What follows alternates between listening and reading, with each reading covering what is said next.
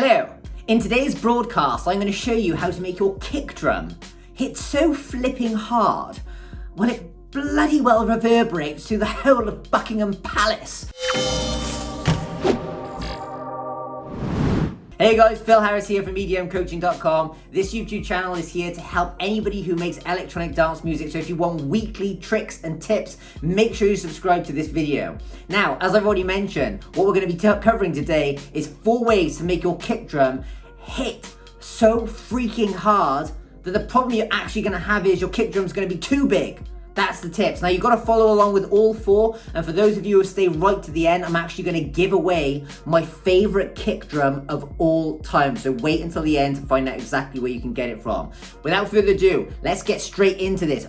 Okay guys, so tip number 1 is to just find the right kick drum. Most people get a kick drum and then they start processing it and they do loads of stuff to it, and by that point, you haven't got the right kick drum. You want to just find a really solid, good kick drum. I find myself using the same kick drum every single time. So that's going to be tip number 1. Now here's a couple of additional tips to help you out here. Something that I absolutely love doing is creating racks with all my kick drums in them. You see all these here are all my different kick drums, and funny enough, that's just my kick drums in the key of F. So there's a secondary tip for you there. You can sort your kick drums into racks based on the key. Now the beauty of this is once you've got that kind of 4 on the floor thing going on, you can select them all and you can just start to sample through them. Let me solo this lane. You can just sample through different kick drums. You can have it playing, you just hit up or down and it'll just continue playing with different kick drums playing. Now the beauty of this is you can have a song actually playing and you can actually start rifling through all your different kick drums while the song's playing to see which kick drum actually hits the best. See, so I can play the song. So that's a really, really cool tip for you and something that I do all the time. It's a great way to find a good kick drum. Now, another tip here for finding a good kick drum. If you find a song you love and you love the kick drum in it, you can actually sample kick drums from other songs easier than you might think. And so what I've done here is I've just uploaded a song called Strobe by Deadmau5. Just as a quick example for you guys, if I solo this track, we can listen to a tiny bit of it. And it's like, okay, I want to steal a kick drum. Well, the great thing is most good producers make sure nothing sits on top of the kick drum. So it's easy enough to just go in and take the kick drum directly from their project. So I'm going to go right in. This is a kick drum here. I can just, wait, that's wrong. I can just highlight this like this and just select it, drag it down into its own lane, and boom, you have your own kick drum. So let me just solo this and have a listen. We just stole the kick drum from Strobe. Now, the only other tip I would give you here super quickly is make sure you kind of get a fade on the end so there's no tick at the end of the kick drum. But that's pretty much it. You've just stolen the kick drum, and some of my favorite kicks I've used have just been stolen from other people's tracks. So quite a lot of information there, but tip number 1, get a freaking good kick drum. Okay, so tip number 2, which is gonna seem really obvious, but it just comes down to volume. Most of the tracks I listen to from people on EDM coaching just don't have their kick drum turned up high enough, and they're trying to like overdrive the kick drum, they're trying to put EQs on it. All they actually need to do is just turn the volume up. So I've got a track that I'm working on here, sounds a little bit like this. I'm only gonna play a fraction of this for you guys, I don't want to bore you. It sounds like this. Turn it, leave it, stop, format it, touch it. Now, how do I know that that kick drum's too quiet? Firstly, it just lacks a ton of punch. And secondly, I've got reference tracks down here at the bottom. So you can either just load reference tracks in directly into Ableton, or you can go and get a plugin like this one I've got here. It's called Reference, where basically you can load in some songs, you can go back and forth. The beauty of having a third-party plugin like Reference is it will match the volume levels for you, so you can go back and forth and listen to their kick drum, to your kick drum quickly. Whereas if you don't want to pay for that and you just want to put in your reference tracks in your Ableton project, you've got to make sure the volume of your track is exactly the same as the volume of the reference track before you go listening to comparing them, right? Because that's an obvious thing. If your reference track is just 5 decibels louder than your track, you're just going to constantly be turning everything up and getting confused. You've got to make sure it's perfect. Then you just go back and forth by listening to your track, then soloing your reference track, then listening to your track and deciding whether that kick drum needs to go up. But I'm just going to show you briefly in this project. This is what it currently sounds like. Now watch, if I purposely turned the kick drum down to show you guys, but if I just put it back to where it was, which is like around 10, listen to how much more punch the whole track has now, just because I turned the kick drum up. Leave it, stop, format it, touch it.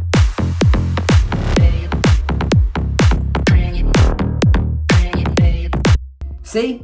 Just have to turn the volume up sometimes. Okay, let's move on. Okay, so tip number 3 is you've got to make sure nothing is sitting on top of your kick. You want everything dipping out of the way of some part of your kick, okay? Now, when it comes to higher frequencies, you can make that side chain really quick. When it comes to bass frequencies, you want to get rid of all the bass frequencies of anything that's playing at the same time as a kick. Now, let me show you 2 ways you can do this, okay? My personal favorite way is a plugin called Shaper Box. And I always start, it's basically Volume Shaper. And one of the things I always start by doing is loading this directly onto my kick, so I can draw around my own kick perfectly. So let me just open this up. This is on my kick lane here. Just gonna open this up. And what we've got here is a lane where we can basically essentially draw in a side chain. So I'm gonna make this really, really quick. And I'm gonna make the higher frequencies, because the thing with Shaper Box is you can separate out frequency bands, so they're all side chaining different ways. So I'm gonna make sure this is above, you look down here, I'm gonna make sure this is above 120 hertz. So it's all my sub frequencies are down in this low end and all of my mid frequencies are up here. I'm gonna make sure the loop length is quarter. Yeah, make sure that's quarter as well, like that. Okay, so they're both dipping every time the kick hits. On this part, I'm going to make sure that the side chain is really, really tight. And another really cool tip for you is I also bring it back a bit here as well. So it actually dips just a fraction before the kick hits and then comes back. It's a really cool tip, that, okay? So I'm going to have that really tight. And then for my low frequencies, I'm going to have it properly miss all the low end. So I'm just going to bring this back like this. I'm going to draw a point in here like that, and you'll get used to this plugin really, really quickly. I highly recommend it. So the low frequencies are going to be doing something very similar. Now what I do is I actually just play my kick drum, and I can see the waveform of my kick drum, so I can actually visually see whether this sidechain here has completely avoided my kick drum. So let's just solo it, and let's just click on the... Might have to actually make the sub frequencies a bit longer. And there you have it. You're basically missing the entire kick drum perfectly. This is missing the snap of the kick drum, and this is missing the low end of the kick drum, because this is something else you have to bear in mind. There's kind of 2 things going on with the kick drum. You've got the low end thump and you've got the high end click. So when it comes to side chaining, all my high frequencies are avoiding that click that just happens right at the beginning of the kick there, so you can see that's what's happening there. And the low end frequencies are avoiding any of the lower end of the kick, which are these frequencies down here. Now I've got that perfect, I can drag that onto any lane I want. Or, not that I want to bombard you with tips, but I often have sidechain lanes at the top that I route a lot of my sounds through. I'll save that for another video though, I don't want to overcomplicate things. Now I put down all different lanes, everything. The only thing that ever really kind of typically sits directly on top of my kick is my clap sometimes, but I'll sometimes just nudge the clap to the right or the left by using the delay feature over here, by just nudging the track back or forward just a fraction, so it's not directly sitting on top of the kick. But I'm just bombarding you with advice now, but that's the next thing I needed to tell you. Now, for those of you who are like, I don't want to download Shaper Box, I want to just have free stuff, you can actually create Shaper Box with Ableton plugins. You need to go to Audio Effects and look for Shaper. You can just type in Shaper like this. It's in here, modulators, in Ableton 11 this is, which is coming out very, very soon. By the way, for those of you who don't have Ableton 11, you'll find it in Max for Live. And in utilities, you want to go and get the utility plugin. So what happens here is we've got Shaper, which is like an LFO that's dipping, and we're going to get utility. And what we're going to do is we're going to map this to the gain of utility. But as you can see, it's going all the way up and all the way down. So what we need to do now is put the first one at 50%, so it only goes to halfway. and we're going to put the other one at 0. So it goes from 50% down to 0, back up to 50%, essentially creating that pumping sidechain effect. Another really cool tip for you is you can change the grids on Shaper here. You can bring this lane in like this. You can click Alt and bend this line. So you kind of have quite a lot of control over it. And once you put those two things together, and by the way, you can even do that thing I suggested a second ago, which is like you have this bit here drop down like that. Once you have those two things, you can actually go and get them both and group them together, and you've kind of essentially created your own volume shaper doing that. You could even separate out bands and do it all that way if you wanted to do it for free. So there's something else for you there. Let's move on to my next point.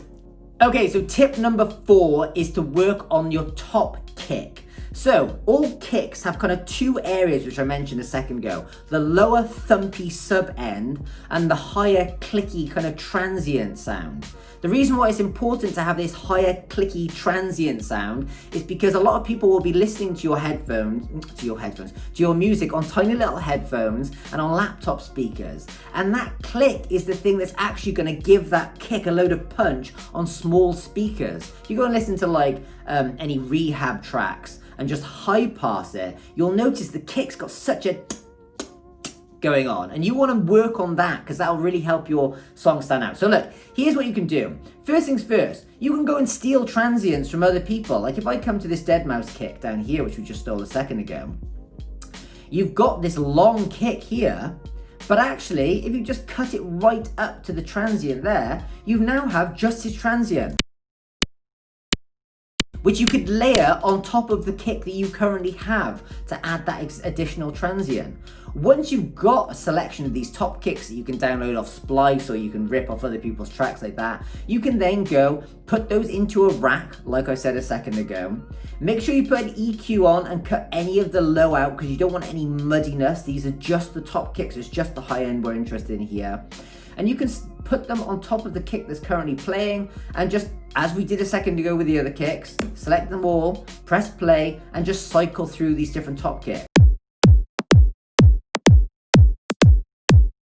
You see, and you can test out different top kicks. So guys, that is pretty much it. That's, if you follow those rules, you will have a kick drum that is absolutely outstanding. Now, one of the kick drums I ripped off a track ages ago, it was a Jesse Bloch rebootleg, and I found this kick drum and I find it hits harder than any kick drum I've ever had before. I never have to do any processing on it or anything, and I've used it in like my last 4 or 5 tracks. It's freaking insane.